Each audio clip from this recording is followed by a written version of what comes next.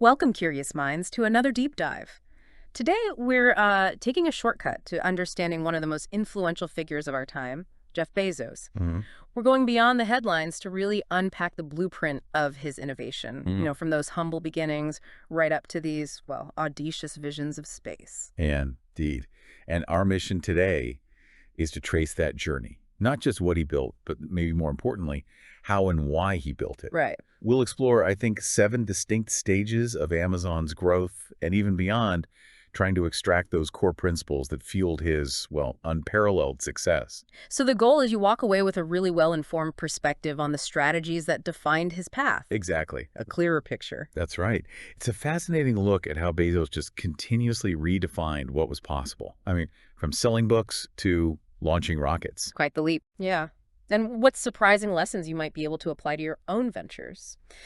So let's dig into section 1, the genesis. Okay, so our story really kicks off in 1994. Jeff Bezos makes this incredibly audacious decision. He leaves a really lucrative vice president job at a hedge fund, D.E. Shaw and Co., A top job. to start an online bookstore. What was it about his perspective, you think, that truly set him apart in those super early days? Well, I think it was his laser focus on the data. He saw the internet exploding. I mean, an annual growth rate of 2,300%. 2,300%. Yeah, it's almost unbelievable. An unprecedented gold rush, as he saw it. Most people saw it maybe a novelty. Bezos saw a fundamental shift happening, Well, a real a change. real change. And he felt compelled to act. He famously talked about knowing that hesitation, not trying, would be his greatest regret later on. That's such a crucial insight. So, okay, what were those foundational moves, the first steps that signaled his innovative thinking in this very first stage? Well, first, it wasn't just starting an online bookstore, though. That itself was groundbreaking, right? Offering millions of titles that a physical store just couldn't possibly stock. Impossible, yeah. But a key aspect was his really strategic choice to start with books. Why books specifically? Their standardized nature. They were ideal for online sales back then. Mm-hmm. And the sheer volume of titles you could offer online give a massive immediate advantage over those brick-and-mortar stores. Okay. And a really crucial element from day one was building a scalable business model. He designed it to leverage that rapid internet growth we talked about, Right. with an eye, even then, towards eventually selling, everything from A to Z. That was the vision. And the immediate payoff for that foresight, what happened right away? Well, a significant early mover advantage in what was then this tiny, nascent e-commerce space. Huge advantage. Think about it.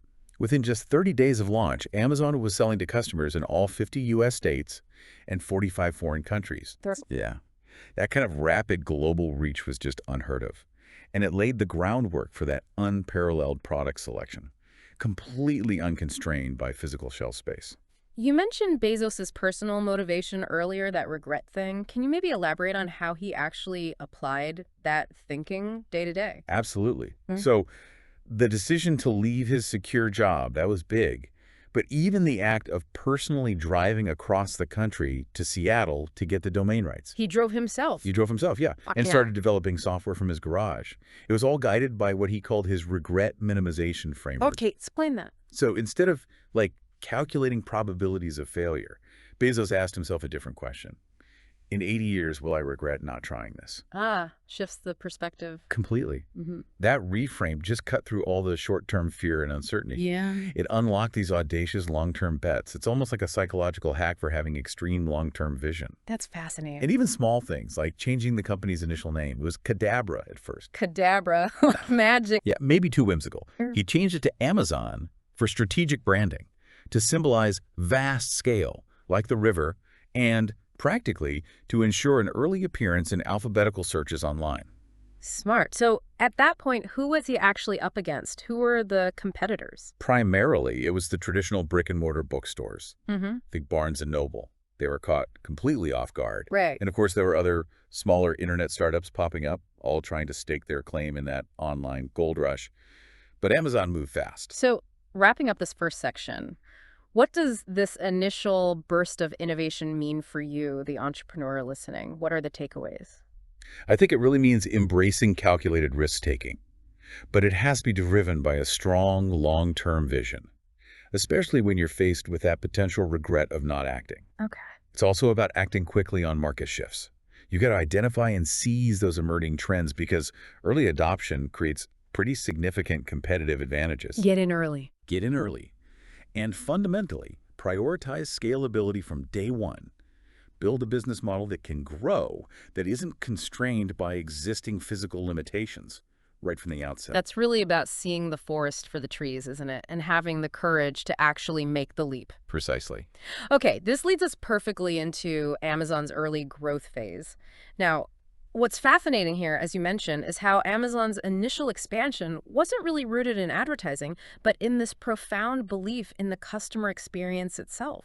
Exactly. So after Amazon went public in 1997, they rapidly diversified, way beyond just books, into CDs, videos, clothes, electronics, toys, a lot. Spreading out quickly. Very quickly. And Bezos deliberately chose not to have a large marketing budget.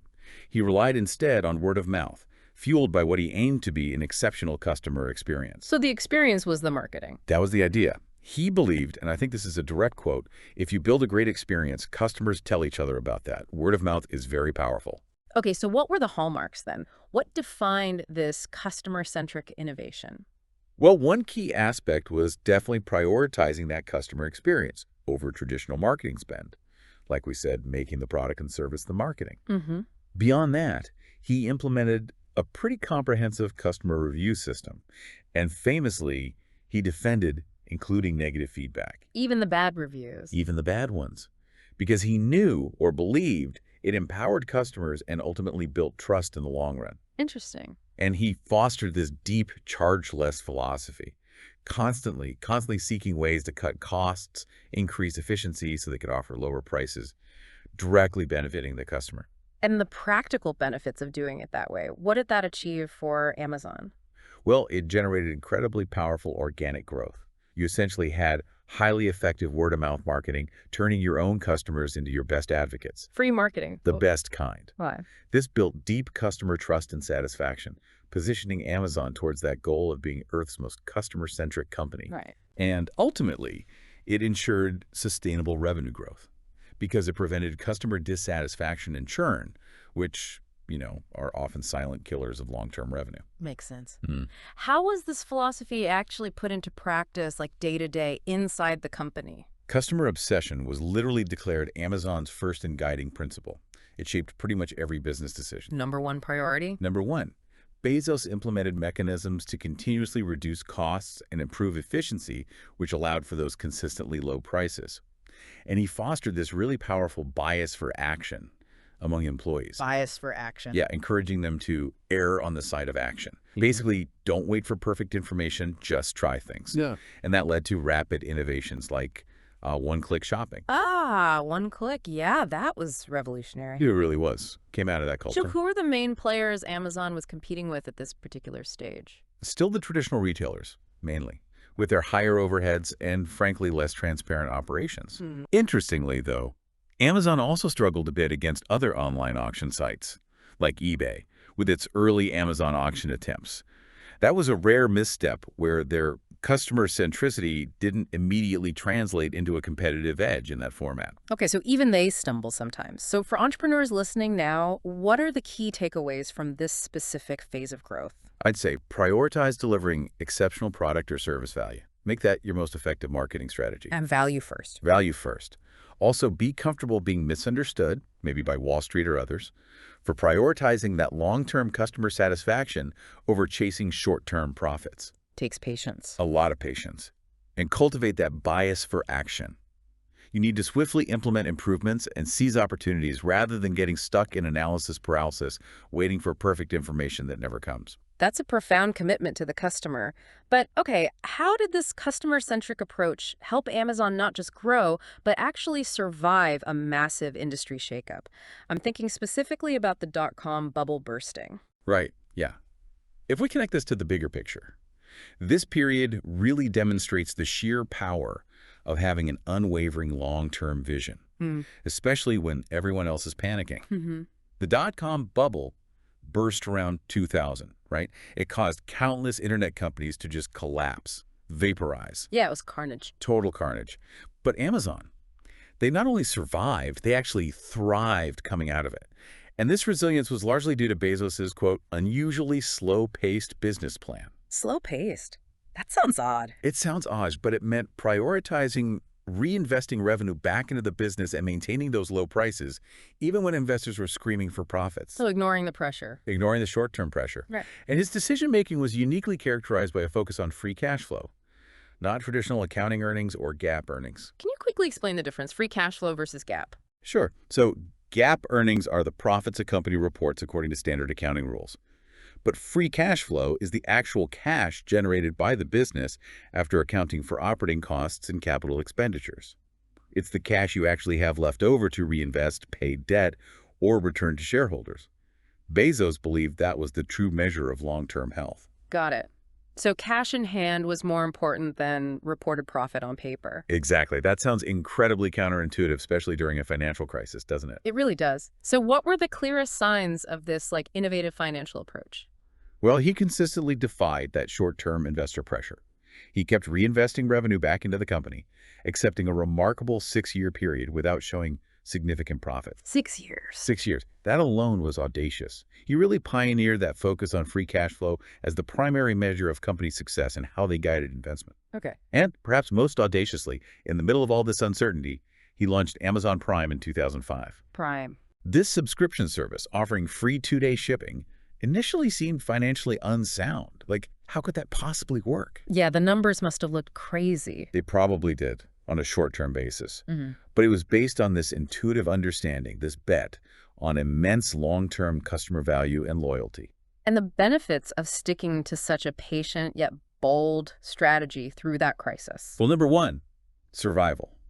It ensured Amazon's survival and eventual market dominance during the dot-com bust, while so many competitors just evaporated. Right. This focus on free cash flow also provided the capital for sustained experimentation and innovation, because they weren't constrained by needing immediate payoffs on every investment. To try things. Exactly.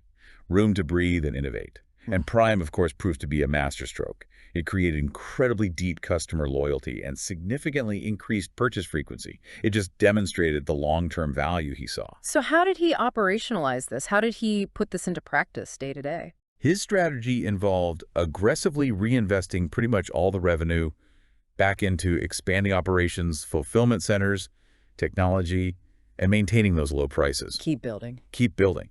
He relentlessly optimized the operating cycle, how quickly they turned inventory into cash, to minimize tied-up capital and maximize that free cash flow. It effectively built a kind of cash moat around the business. A cash moat. I like that. Yeah. And he maintained incredibly consistent communication with shareholders.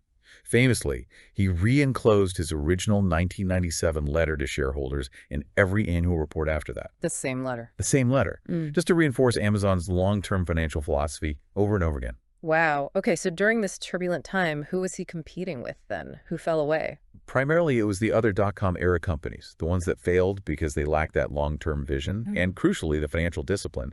They burned through cash too quickly. Right. Also, traditional retailers. Their business models were just far less resilient to economic downturns compared to Amazon's leaner, more adaptable model. So for you, the entrepreneur listening, what are the key lessons from surviving a major crisis like this? I think number one is cultivate strategic patience for profitability. You have to understand that sustained growth often requires deferring those short-term gains. It's a long game. Think long term. Think long-term. Also, focus on free cash flow. Recognize it as a critical measure of your long-term business health and your actual capacity for investment and innovation. And finally, have the courage to make those judgment-based, bold bets, the ones that you deeply believe will undeniably benefit customers, even if the initial financial models don't immediately pencil out. Trust your gut sometimes. This leads us perfectly into the next phase then. How did this innovative mindset, this financial discipline, propel Amazon into entirely new territories and really cement its reputation as an innovation powerhouse? Yeah, this is where Amazon truly moved beyond just being just an online store, isn't it? Right. We're talking about the launch of the Kindle e-reader in 2007. Yeah. I remember that it sold out within hours, totally revolutionized reading habits for many. Absolutely. A game changer. But maybe even more significantly, Amazon transformed its own internal technology, its own IT infrastructure, into Amazon Web Services, AWS. This cloud computing platform that became, well, a cornerstone and eventually the majority profit driver for the entire company. That's the really fascinating part here. Amazon wasn't just inventing products anymore. They were inventing platforms. And one key sign of his innovation was this methodology they called working backwards. Working backwards. Yeah. So for Kindle, for example, they started with a clear customer vision, something like any book ever printed, available in less than 60 seconds. Wow. Okay. And then they figured out how to build the technology, acquire the necessary skills, maybe even cannibalize their own physical book sales to make that vision happen. Start with the customer need, work backwards. Instead of starting with the tech. Exactly. Beyond that, the transformation of their own internal IT infrastructure into AWS, that was huge. They built it for themselves because they needed it, then realized others needed it too and offered it as a service. That truly demonstrated a think big and invent and simplify approach. Taking an internal tool external. Precisely. And a really crucial element here was his insistence that R&D, research and development, should pervade every department. It shouldn't be stuck in some silo.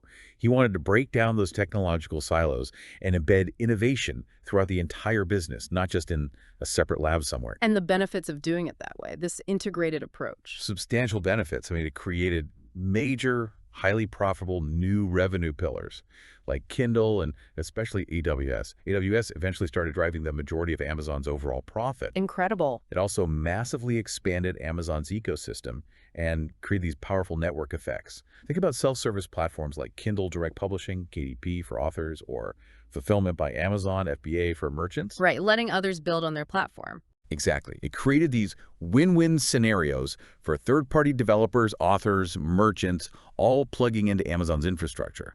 And it definitely accelerated their market leadership. By embedding technology and R&D everywhere, Amazon was just able to move much faster and innovate more uniquely than many of its competitors.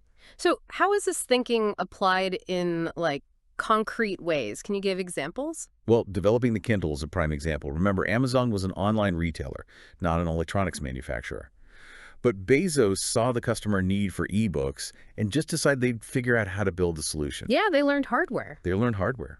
Offering AWS as a cloud computing service after it was built for their own internal needs, that's another huge one, and championing those self-service platforms. Bezos famously stated that even well-meaning gatekeepers slow innovation. He wanted to empower others to build on Amazon's tools directly. Interesting philosophy. Who were the new competitors entering the frame here then? Who were they disrupting? Well, traditional book publishers and retailers, like Barnes & Noble again, were severely disrupted by Kindle and KDP. Definitely. Legacy IT infrastructure providers, the ones offering traditional server solutions, they faced this huge challenge from AWS's flexible pay-as-you-go cloud computing model. Big disruption there. Massive. And interestingly, you could say they were competing against companies suffering from not invented here syndrome. Those companies that resist adopting external ideas or transforming their own internal tools into something bigger. Amazon was the opposite. So for entrepreneurs listening, what are the key lessons from this era of, let's call it, proactive invention? I think it's about innovating proactively on behalf of your customers. Try to anticipate their unarticulated needs. Don't just respond to what they explicitly ask for. Look ahead. Look ahead. Also, empower others through self-service platforms. You can unlock exponential innovation and growth by enabling a broader community to create value using your tools or infrastructure. Leverage the network. Leverage the network. And integrate R&D and technology throughout your entire organization. Don't silo it. That's how you maintain a competitive edge and continuously drive new ventures. Which raises a really important question, doesn't it? How do you possibly maintain this relentless innovative pace when you're no longer a scrappy startup, but you've become this global giant? How do you avoid slowing down? Yeah, here's where it gets really interesting, I think. The fight against becoming, well, day two.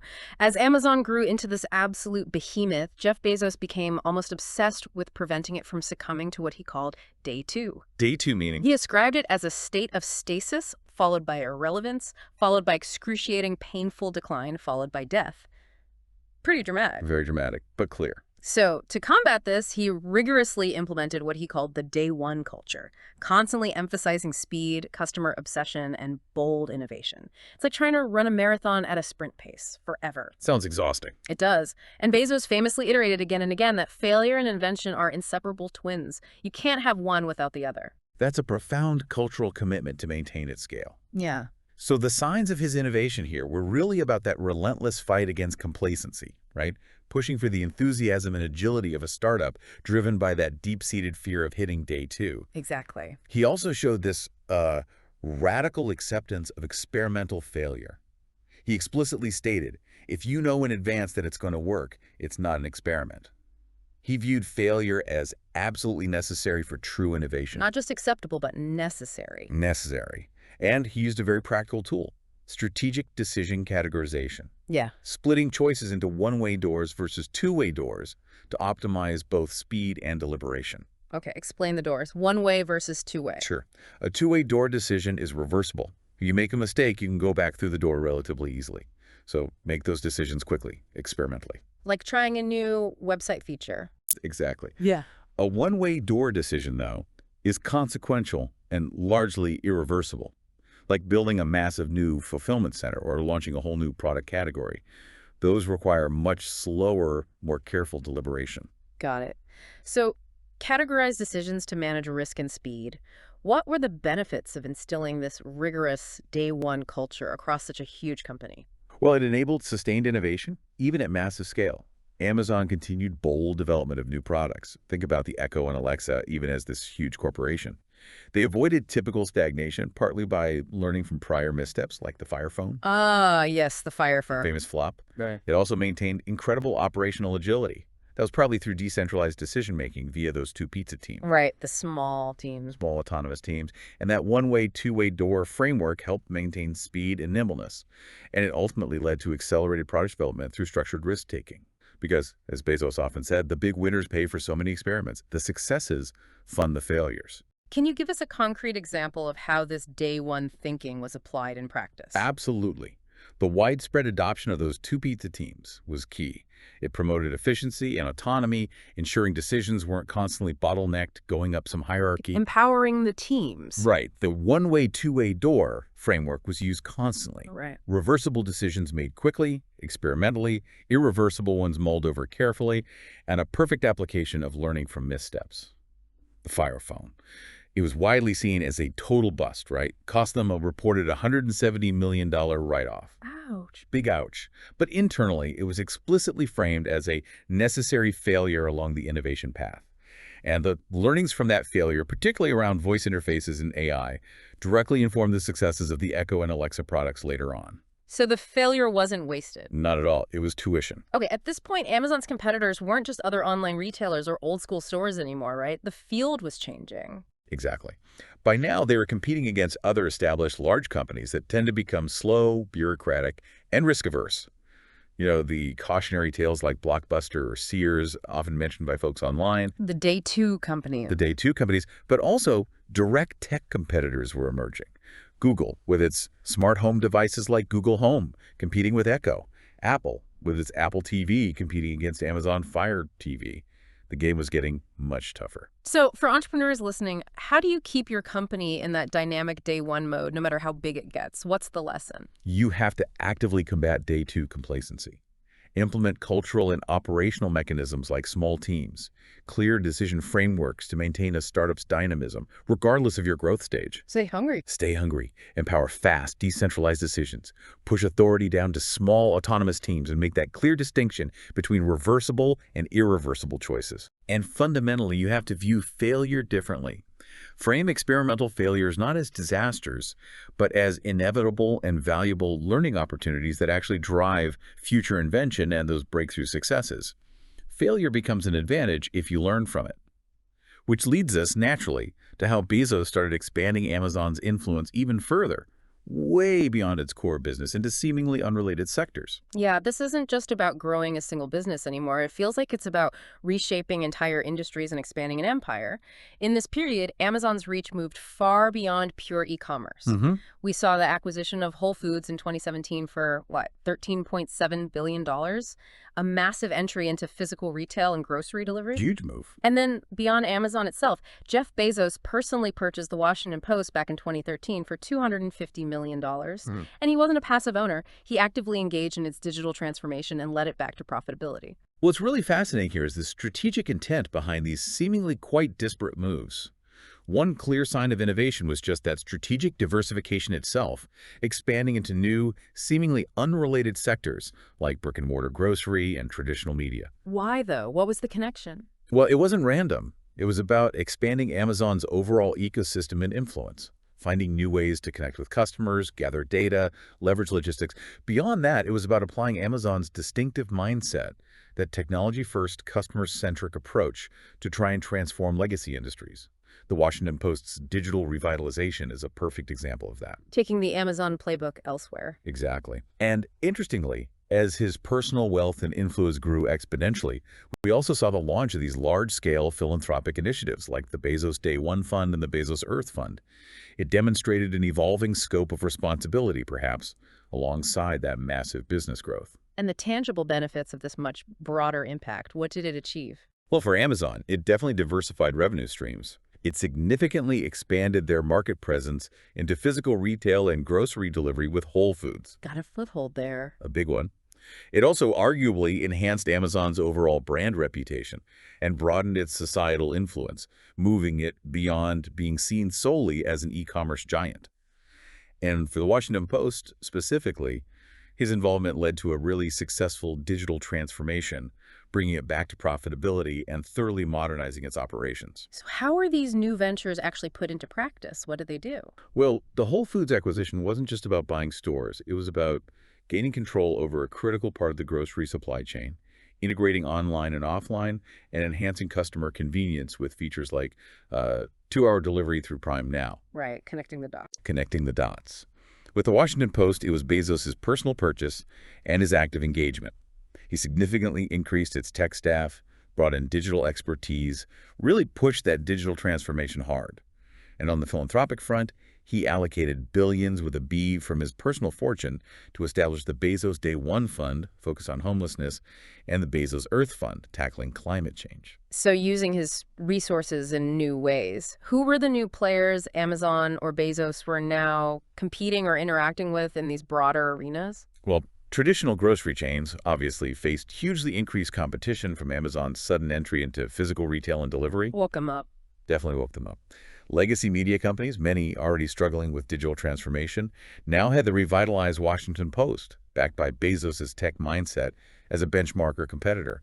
And of course, other large tech companies also have their own diversification strategies and significant philanthropic arms, creating a new kind of competitive landscape among the tech giants themselves. So for entrepreneurs listening, what are the key lessons from this era of diversification and broad impact? I think one lesson is that strategic diversification, even into seemingly unrelated fields, can open up new markets and allow you to leverage your core competencies in unexpected ways. It can extend your business's reach and resilience. They'll stay too narrow. Potentially, yes. Also, personal investments, if you have the means, can yield broad influence. They can shape new industries and allow you to address societal challenges that go beyond your primary business focus. And finally, it highlights that as your influence grows, you probably need to proactively embrace social responsibility. It becomes increasingly crucial for your long-term brand reputation and overall sustainability, especially as scrutiny increases. And this brings us right up to his most recent and arguably most monumental endeavor, charting humanity's very future in space. Yeah, this is a literal go big or go home vision, isn't it? In 2021, Jeff Bezos made that momentous transition from Amazon CEO to executive chairman, and he explicitly stated it was to dedicate more time to his aerospace company, Blue Origin, which he'd actually founded way back in 2000. Decades earlier, yeah. Quietly funding it. Exactly. And Blue Origin has this incredibly ambitious goal, making space travel accessible, sure, but eventually enabling humanity to live in, get this, free-floating space colonies like giant habitats in orbit. Science fiction territory. Pretty much. Yeah. To sustain future growth and dynamism, avoid resource limits on Earth. And he's even actively injecting Amazon's famous hard driving culture into Blue Origin, bringing in former Amazon executives to really accelerate its progress. It's an incredible shift in focus for him personally. And one clear sign of his innovation here is that strategic time allocation itself, making that unique transition away from the day-to-day of Amazon to focus on Blue Origin.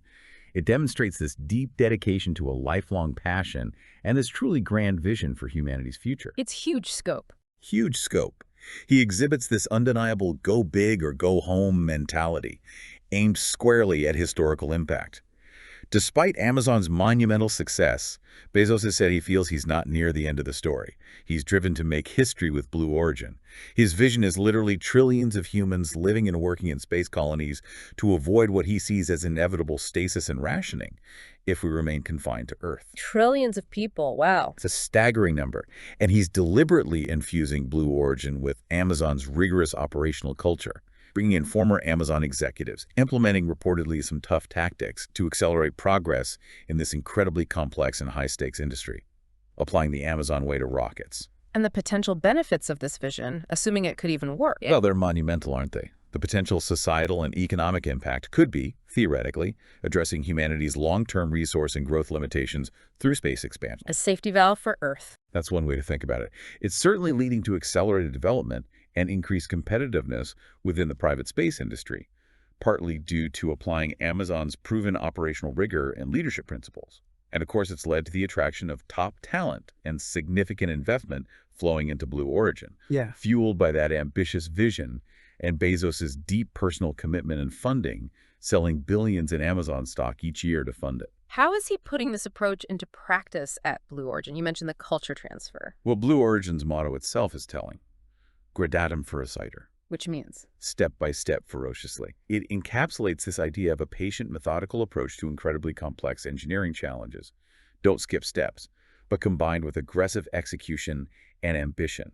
Step by step, but fiercely. There's been very strategic leadership transfer, like appointing the former Amazon Devices chief, Dave Limp, as Blue Origin CEO, along with other Amazon veterans, explicitly to streamline operations and instill that culture. And his profound financial commitment is obvious through his continuous personal funding, selling those significant chunks of his Amazon stock year after year. In this ambitious new frontier, this new space race, who is his primary competitor? Well, it's pretty clear. SpaceX, led by Elon Musk, that's Blue Origin's direct and formidable rival in the private space industry.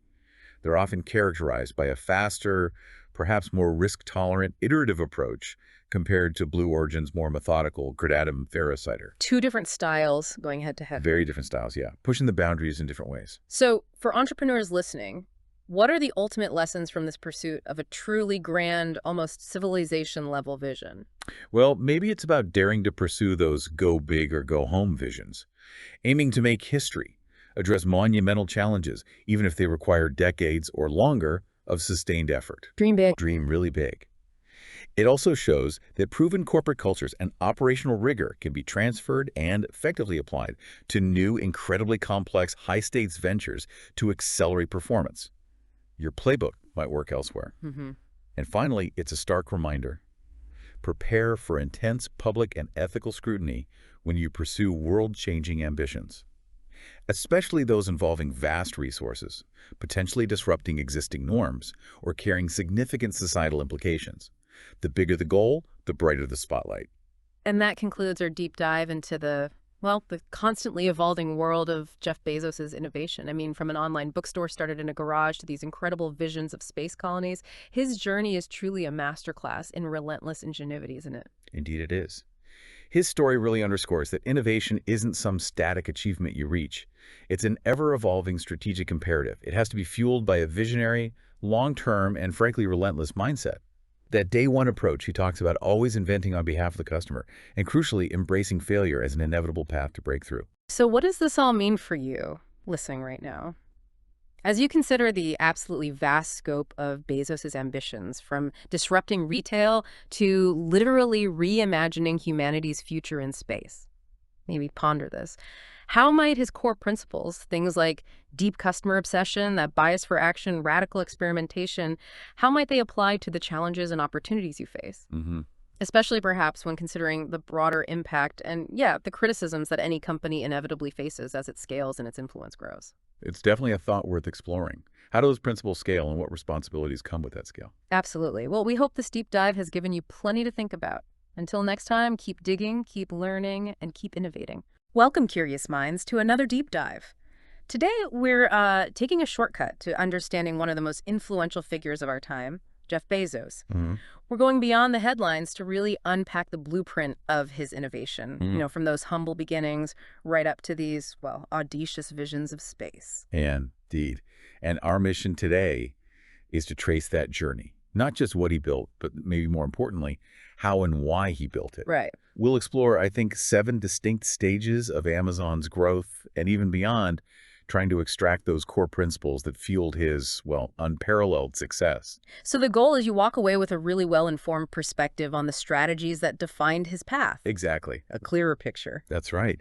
It's a fascinating look at how Bezos just continuously redefined what was possible. I mean, from selling books to launching rockets. Quite the leap. Yeah. And what surprising lessons you might be able to apply to your own ventures.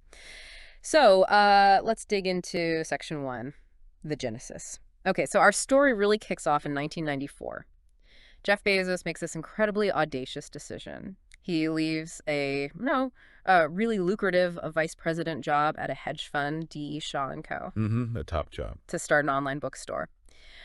What was it about his perspective, you think, that truly set him apart in those super early days? Well, I think it was his laser focus on the data. He saw the internet exploding. I mean, an annual growth rate of 2,300%.